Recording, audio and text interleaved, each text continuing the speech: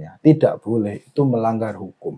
Kalau melanggar hukum berarti ininya yang harus diperbaiki, bukan hukumnya yang harus diganti.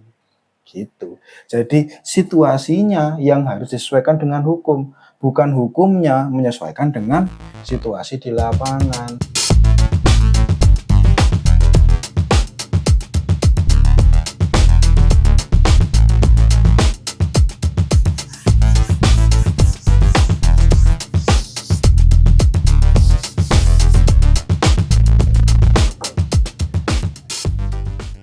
Halo teman-teman semua, selamat datang kembali di Baru Belajar. Alhamdulillah kita bisa bertemu lagi pada malam hari ini untuk melanjutkan pembacaan kita untuk buku Kimia Dasar karya Bapak Raymond Chang. Pada malam hari ini kita akan melanjutkan pembicaraan tentang stoikiometri, tapi seperti biasa mari kita mulai ngaji kita pada malam hari ini dengan berkirim Fatihah terlebih dahulu untuk mencari berkah, untuk mencari ridho. Yang pertama kepada kedua orang tua kita, yang kedua kepada guru-guru kita, dan yang ketiga kepada Bapak Raymond Chang. Kita doakan semoga ilmunya manfaat pada semua yang telah disebutkan. Al-Fatihah.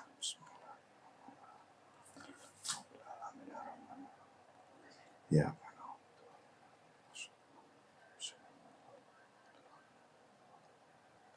Amin. Malam hari ini kita akan berbicara tentang reaksi kimia, teman-teman.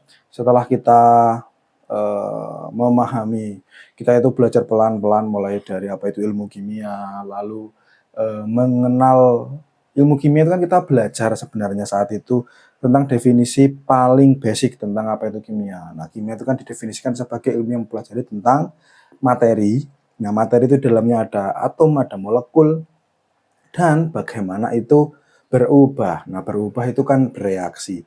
Kita belajar definisi dari apa itu kimia, lalu kita habis itu masuk mengenal atom saat itu di bab 2, lalu sekarang kita berbicara tentang stoikiometri.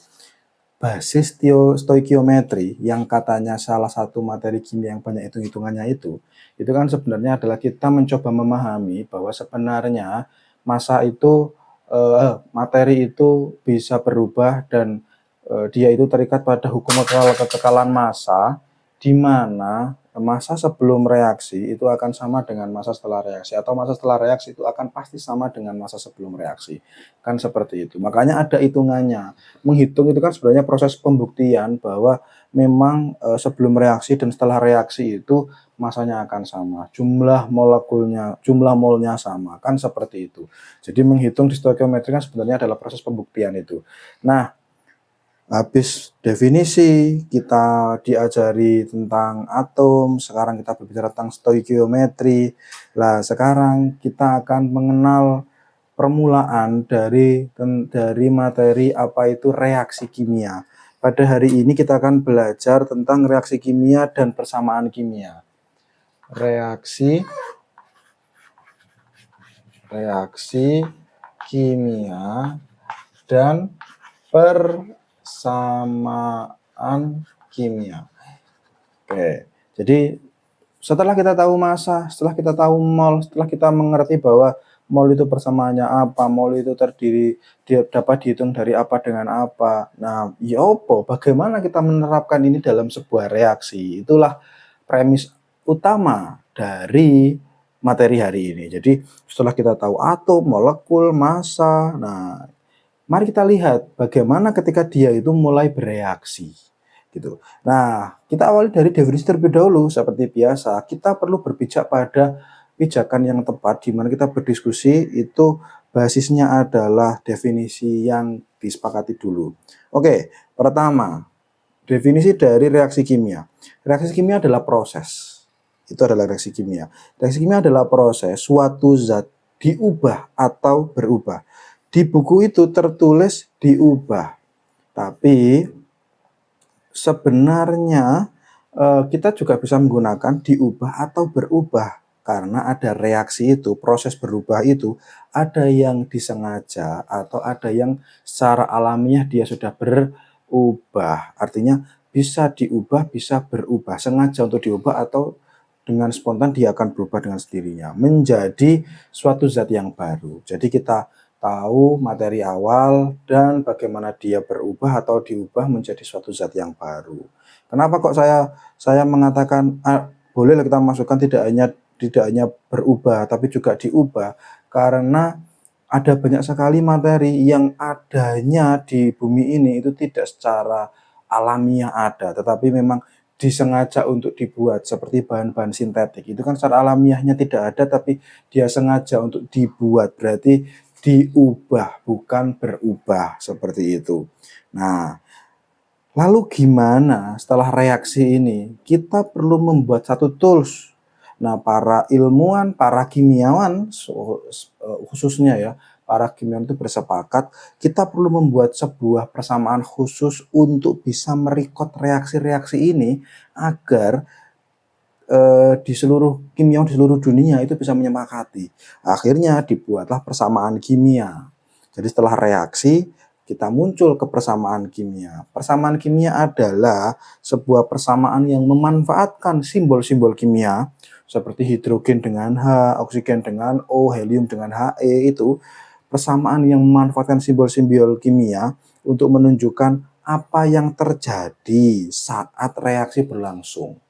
Jadi zat sebelum bereaksi dia berubah menjadi sesuatu yang baru. Ini apa yang berubah dari A menuju B? Ini apa yang terjadi? Dituliskan dengan menggunakan persamaan kimia agar setiap ilmuwan, setiap kimiawan mampu memahami apa yang berubah. Nah, ini permulaannya begitu dulu. Jadi kenapa kita memahami reaksi kimia? Dan kenapa kita hari ini akan berbicara tentang persamaan kimia? Pada subbab ini kita akan berbicara tentang dua hal, yakni satu itu tentang bagaimana kita memahami reaksi kimia dan menuliskan persamaan kimia, dan yang kedua adalah penyetaraan. Tapi untuk penyetaraan akan kita bicarakan di pekan depan. Kita masuk ke subbab pertama, yakni menulis persamaan kimia. Jadi menulis persamaan kimia ini. Oke. Menulis persamaan kimia. Di sini dimunculkan sebuah contoh yang sudah pernah kita bicarakan sedari awal buku ini kita baca. Yakni kita bisa menciptakan air dari hidrogen yang dibakar. Jadi itu adalah yang digunakan pada kesempatan ini. Jadi persamaan kimia yang digunakan adalah kita membuat air dari hidrogen yang dibakar. Oke, jadi ketika sudah tahu seperti itu, misalnya gini, kalau hanya seperti itu kan tentu akan repot. Bagaimana kimiawan di seluruh dunia ini bisa memahami ketika kodenya adalah kita bisa membuat air dari hidrogen yang dibakar. Itulah kenapa kita perlu persamaan kimia dengan menggunakan simbol-simbol. Akhirnya muncul seperti ini, hidrogen dibakar. Namanya dibakar berarti dia butuh oksidan. Nah, akan menghasilkan air. Nah, kan seperti ini. Nah, ini ketika kita sudah menuliskan seperti ini akan lebih mudah dipahami oleh ilmuwan-ilmuwan atau oleh kimiawan-kimiawan di seluruh dunia seperti ini. Tetapi sekarang kita belajar dulu bagaimana caranya membaca reaksi kimia ini. Jadi, pertama hidrogen, kata plus simbol plus di sini ini kita baca dengan bereaksi. Jadi hidrogen bereaksi dengan oksigen, panah itu bermakna menghasilkan. Nah, oke.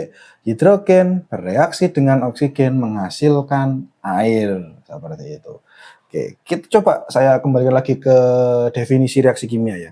Reaksi kimia adalah proses suatu zat diubah atau berubah menjadi suatu zat baru.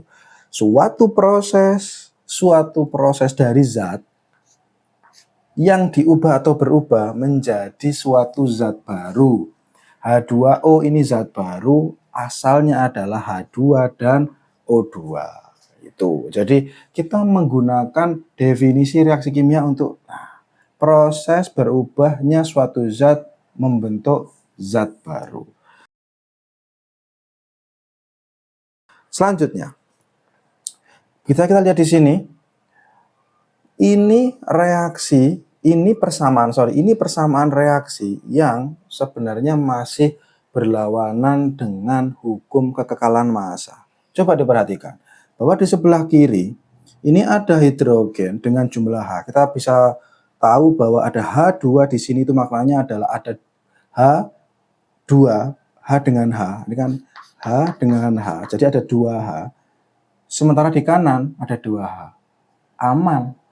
Ini tidak berlawanan dengan hukum kekekalan massa. Tetapi ketika kita melihat oksigen, sebelah kiri itu ada 2 oksigen, sebelah kanan hanya ada 1. Kalau reaksi ini disepakati dan selesai, pertanyaannya adalah kemana 1 oksigen itu? Wong di sini itu ada 2 oksigen, kok di sebelah kanan itu hanya ada 1 oksigen. Kemana 1 oksigennya? Tidak boleh, itu melanggar hukum. Kalau melanggar hukum berarti ininya yang harus diperbaiki, bukan hukumnya yang harus diganti. Gitu. Jadi situasinya yang harus disesuaikan dengan hukum, bukan hukumnya menyesuaikan dengan situasi di lapangan. Nah, itu. Oke. Kalau hukum kekekalan massa bilang bahwa tidak boleh ada sesuatu yang hilang, kirinya itu berapa, kanannya harus sama seperti yang awalnya, kita perlu yang tadi dinamakan dengan menyetarakan. Detailnya akan kita bicarakan minggu depan, tapi mari kita coba. Oke, karena kita tahu bahwa di sebelah kanan dan kiri oksigen itu jumlahnya beda, kita perlu menyetarakan. Sehingga kita perlu menambah koefisien. Ya apa caranya? Oke, kalau ini cara subjektifnya saya dulu. Oke, kita misalnya tulis O2. Oke, kita tahu bahwa di kiri panah itu ada O dan jumlahnya 2. Berarti di kanan kita harus membuat O-nya ini jumlahnya kan juga 2. Gimana caranya? Kita beri konstituen koefisien 2 di sini kok, koefisien 2. Kalau gini berarti O jumlahnya sudah 2 karena H2O jumlah O-nya ada 2. Nah, sekarang yang menjadi berbeda kan hanya di sebelah kanan ini total hanya menjadi 4 kan? H2 jumlahnya ada 2 berarti ada 4. Nah, ini cuma 2. O-nya beres berarti yang kiri kita harus naikkan koefisiennya menjadi 2H2. Nah, yang seperti ini aman. Berarti ini ada 4, yang sebelah kanan ada 4, kiri ada 2, yang sebelah kanan ada 2. Ini cara saya. Cara yang lebih general dan bagaimana langkah step by step-nya, terlebih untuk teman-teman yang baru belajar, kita akan bicarakan di pekan depan. Nah, dari sini akhirnya kita itu bisa membaca dengan dengan kalimat yang lebih utuh, tidak seperti ini. Tadi kan ini hidrogen bereaksi dengan oksigen menghasilkan air. Kalau sekarang 2 molekul hidrogen bereaksi dengan 1 molekul oksigen menghasilkan 2 molekul air. Seperti itu. Jadi kalau tadi langsung aja, yang ini lebih real, lebih nyata. 2 molekul hidrogen bereaksi dengan 1 molekul oksigen menghasilkan 2 molekul air. Nah, ketika tadi dikatakan bahwa persamaan kimia itu digunakan untuk membantu kita memahami apa yang sedang terjadi dalam proses reaksi, mari kita buat reaksi ini. Oke, mungkin ada beberapa teman-teman yang ya gimana, cuma huruf seperti ini. Maksudnya berubah sebelum sama sesudah, sebelum panah dan setelah panah itu berubahnya gimana prosesnya. Mari kita buat sebuah gambar yang semoga bisa menjadi kayak analogi atau mungkin penjelasan yang lebih mudah dipahami dari hanya sekedar ini. Jadi kita menggunakan gambar. Oke, saya akan menggunakan beberapa warna biar bisa membedakan antara satu atom dengan atom yang lain. Oke. Sekarang kita coba ibaratkan hidrogen itu dengan warna biru. Di sini ada 2, berarti kita akan tuliskan taruhlah begini ya. Ini adalah molekul hidrogen. Karena ada 2, nah mungkin teman-teman juga, ya apa sih maksudnya tadi kok H2 ini 4?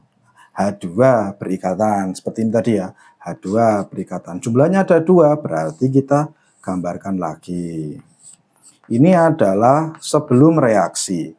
2 molekul hidrogen, 2 molekul hidrogen ditambah dengan 1 molekul oksigen.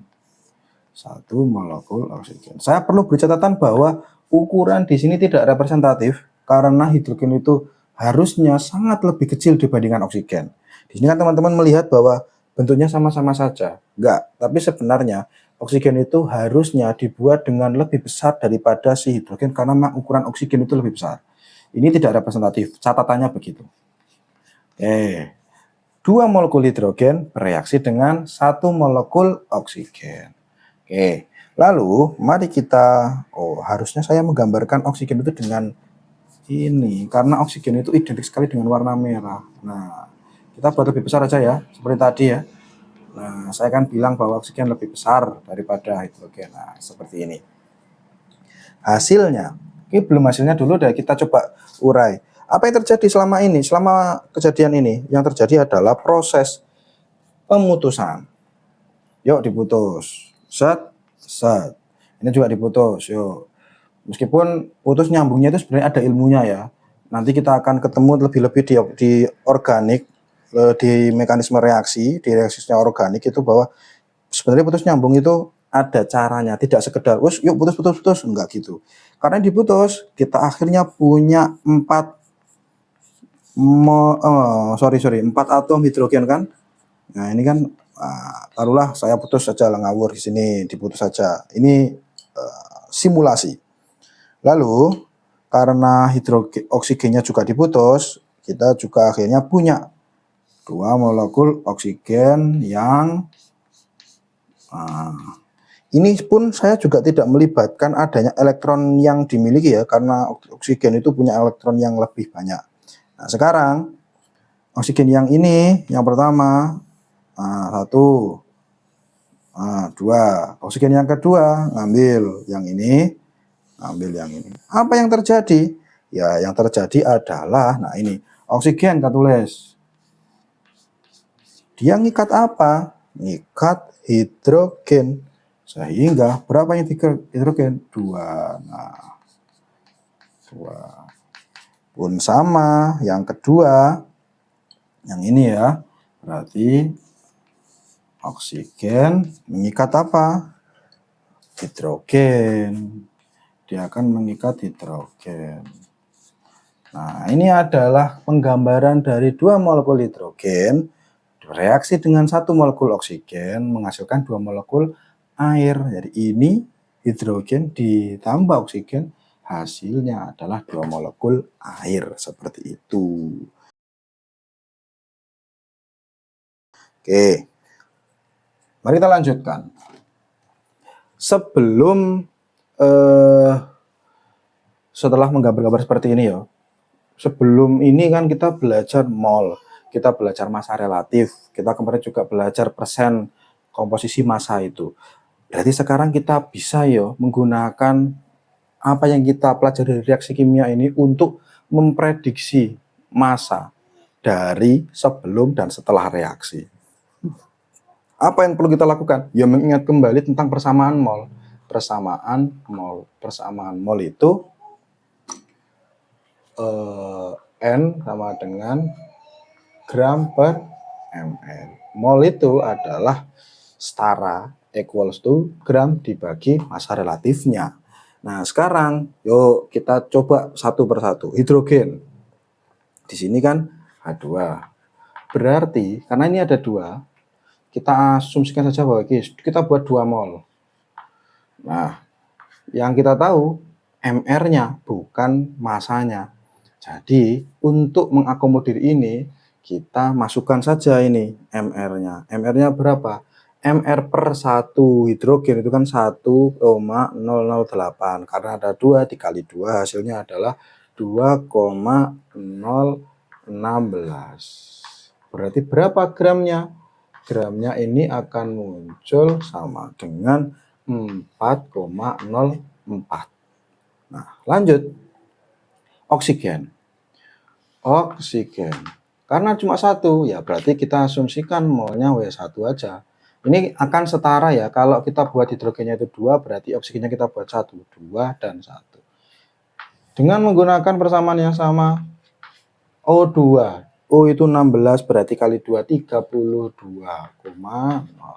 Gramnya berapa di sini? Gramnya adalah 32,00. Nah, punyanya hidrogen 4,04. Artinya gini, kita itu butuh, kalau dalam bahasa yang seperti ini ya, kita itu kan mengatakan bahwa 2 molekul hidrogen bereaksi dengan 1 molekul oksigen. Hasilnya adalah 2 molekul air. Nah, kalau di sini kita itu membutuhkan 4,04 gram hidrogen yang akan bereaksi dengan 32,00 gram oksigen untuk menghasilkan air. Seberapa banyak yang dihasilkan?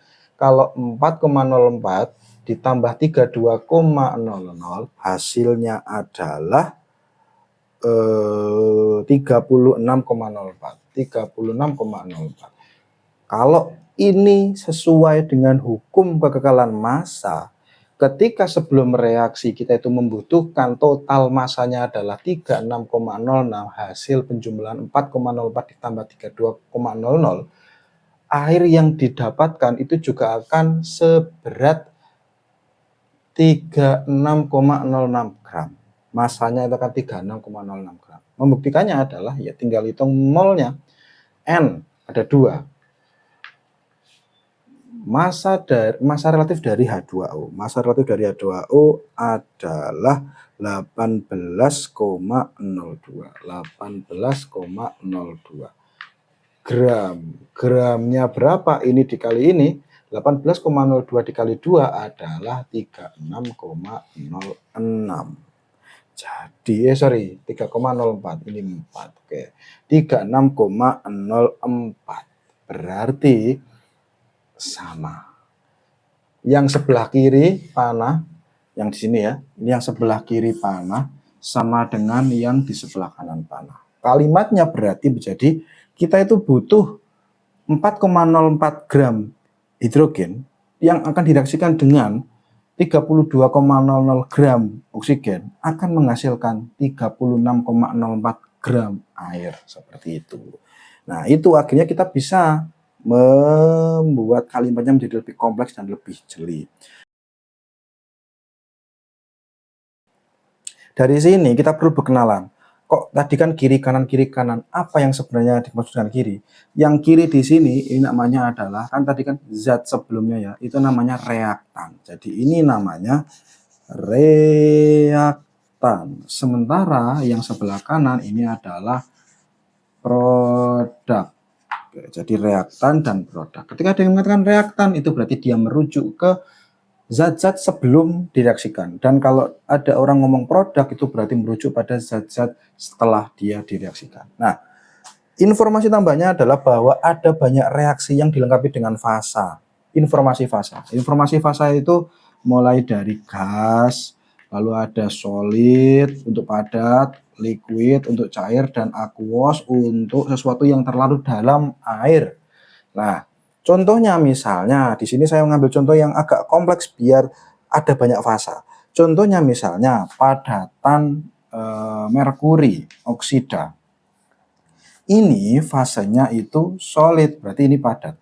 Dipanaskan, ada segitiga di bawah, berarti dipanaskan, dan hasilnya adalah dia akan menguapkan 2. Oh, ini sorry, kok menguap? Ya, ini akan menghasilkan 2 mol merkuri, ya kan? 2 mol merkuri HgO, dan sisanya adalah gas O2.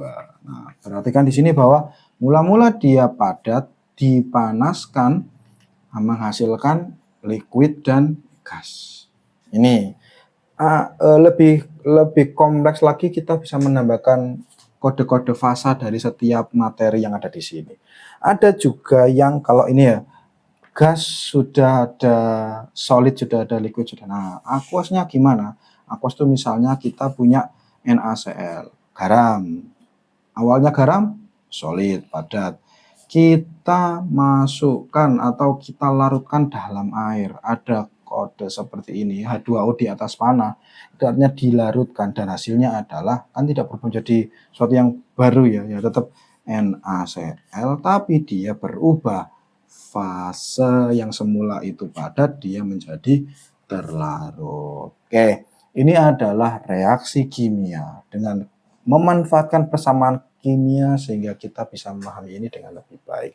Minggu depan kita akan melanjutkan di bagaimana menyetarakan yang step by step, tidak sekedar oke begini jadinya begini, enggak seperti itu, tapi step by step. Untuk malam hari ini kita cukup dulu. Terima kasih teman-teman semua. Kita cukupkan ngaji pada malam hari ini. Semoga ada manfaatnya untuk teman-teman yang masih ngaji sampai saat ini. Semoga ada manfaat untuk saya, untuk teman-teman semua. Saya akhiri tetap dengan prinsip dikit-dikit aja yang penting istiqomah. Tetap belajar meskipun sebentar. Saya akhiri. Assalamualaikum warahmatullahi wabarakatuh.